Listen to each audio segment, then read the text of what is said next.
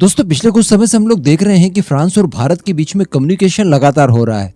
France की विदेश मंत्री भारत आती है, यहाँ पर वो डिस्कशन करती है। इसके बाद जब यूएन के सत्र के लिए भारत के विदेश मंत्री एस जयशंकर साहब अमेरिका के न्यूयॉर्क पहुंचते हैं, तो वहां पर भी वो फ्रांस के विदेश मंत्री के साथ एक बैठक आयोजित करते हैं। कहने का मतलब फ्रांस और भारत के बीच में काफी समय से लगातार बातचीत हो रही है और लगातार फ्रांस की तरफ से भारत को एक चीज के लिए मनाने की कोशिश की जा रही है और इसके लिए वो लोग प्राइम मिनिस्टर मोदी से डायरेक्टली मदद मांग रहे हैं। और यूएन का मंच हो या फिर किसी मीडिया के इंटरव्यू का मंच हो, हर जगह से वो प्राइम मिनिस्टर मोदी की डायरेक्टली तारीफ करते हुए, मोदी के संदेश को सही बताते हुए मोदी से मदद मांग रहे हैं। अब इसी तरह की एक बार फिर से मदद मांगी गई है फ्रांस की तरफ से। प्राइम मिनिस्टर मोदी से डायरेक्टली मदद मांगी गई है और इस बार फ्रांस की तरफ से ये जाहिर कर दिया गया है कि इस काम को केवल और केवल भारत के प्राइम मिनिस्टर नरेंद्र मोदी ही कर सकते हैं।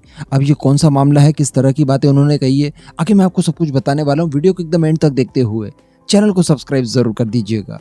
तो दोस्तों मैं आपको पहले कई बार बोल चुका हूं कि इस समय अगर व्लादिमीर पुतिन, जो कि काफी गुस्से में हैं, उनसे अगर कोई बात कर सकता है दुनिया में, तो वो केवल दो ही देशों के राष्ट्राध्यक्ष हैं, एक चाइना के राष्ट्राध्यक्ष और एक भारत के राष्ट्राध्यक्ष। बाकी सबने उनसे बात करने की कोशिश कर ली। इमैनुअल मैक्रोन की ले लीजिए आप, वो एक बार उनसे मिलने रशिया गए थे। वो बड़ा सा टेबल, बीच में आपने देखा होगा सारा कुछ, किसी भी तरह की कोई सकारात्मक बातचीत इन दोनों नेताओं के बीच में नहीं हो पाई। उसके बाद एक बार इमैनुअल मैक्रोन ने फोन पर भी बात की थी व्लादिमीर पुतिन से, तो व्लादिमीर पुतिन ने ये कहकर फोन को कट कर दिया कि चलिए ठीक है, बाद में बात करते हैं, इस समय मैं आइस हॉकी खेलने जा रहा हूँ।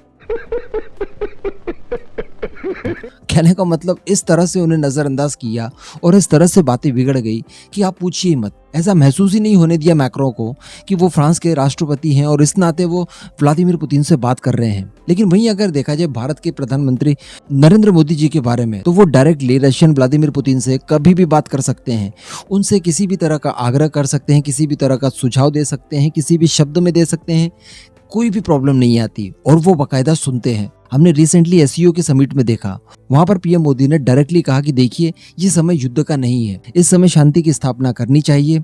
फूड और एनर्जी सेक्टर में हमें सिक्योरिटी लाने की जरूरत है।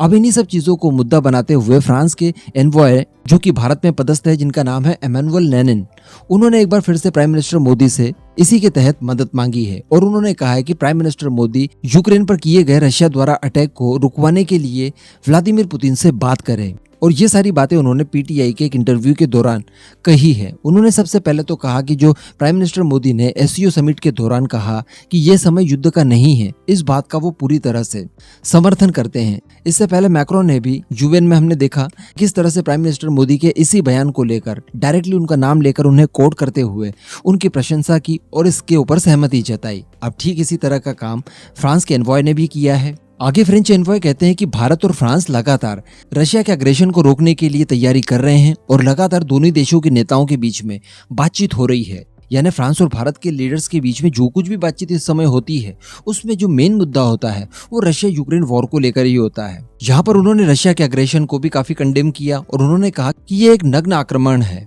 और इस तरह के अग्रेशन से रशिया को बचना चाहिए और युद्ध पीछे खींचते हुए इस बात की चिंता करनी चाहिए कि इस युद्ध की वजह से यूक्रेनियंस के ऊपर खाद्य और एनर्जी की किसी भी तरह की कोई किल्लत ना आए, उसका ज्यादा इम्पैक्ट ना पड़े और साथ ही साथ यूरोप में भी किसी भी तरह की खाद्य और एनर्जी संबंध में कोई भी तकलीफें ना आए। वैसे मैं आपको बता दूं कि इस समय युद्ध को काफी समय हो चुका है, कई महीनों से ज्यादा का समय हो चुका है। साथ ही रशिया ने यूक्रेन का काफी कुछ इलाका कब्जाते हुए उन्हें रशिया के अंदर मिला भी लिया है। तो कहने का मतलब यहाँ पर सबको दिखाई दे रहा है कि बस ये अब युद्ध का अंत हो सकता है। अगर थोड़े से प्रयास तेज कर दिए जाएं तो किसी भी समय ये युद्ध रोका जा सकता है, क्योंकि हम सभी लोग देख रहे हैं कि रशिया हो या फिर यूक्रेन हो, दोनों के ऊपर इसका अच्छा खासा इम्पैक्ट पड़ा है। दोनों ही और ज्यादा युद्ध लड़ने की स्थिति में बिल्कुल भी नहीं है। अब चूंकि रशिया ने अपनी मनमानी कर ही ली है, आक्रमण करने के बाद कई सारे इलाके को कब्जा कर उसे रशिया में भी मिला लिया है, तो ये समय उन्हें सही लग रहा है कि इसी दौरान अगर हम लोग थोड़े से और प्रयास करें तो युद्ध पर यहीं पर विराम लग सकता है। तो फ्रांस के एनवॉय यही चाहते हैं कि प्राइम मिनिस्टर मोदी एक बार फिर से व्लादिमीर पुतिन से बात करे और उन्हें टेबल पर आने का आमंत्रण फिर से दे। यानी सारी कुछ चीजें अब बैठकर सुलझा ली जाए, अब आगे और इस युद्ध को न बढ़ाया जाए।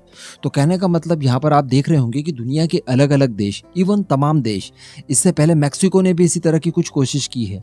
तो कहने का मतलब सभी की निगाहें भारत के ऊपर टिकी है। वो सभी जानते हैं कि रशिया को इस समय केवल और केवल भारत ही मना सकता है और भारत इतना सक्षम है भी कि वो उस तरह के बड़े बड़े मामलों में मध्यस्थता करते हुए इन्हें सॉल्व कर दे। तो ये भारत की बढ़ती हुई कूटनीति का नतीजा ही है कि हम ये सारी चीजें देख पा रहे हैं। इस पूरे मुद्दे पर आपका क्या मानना है? नीचे कमेंट करके जरूर बताइएगा।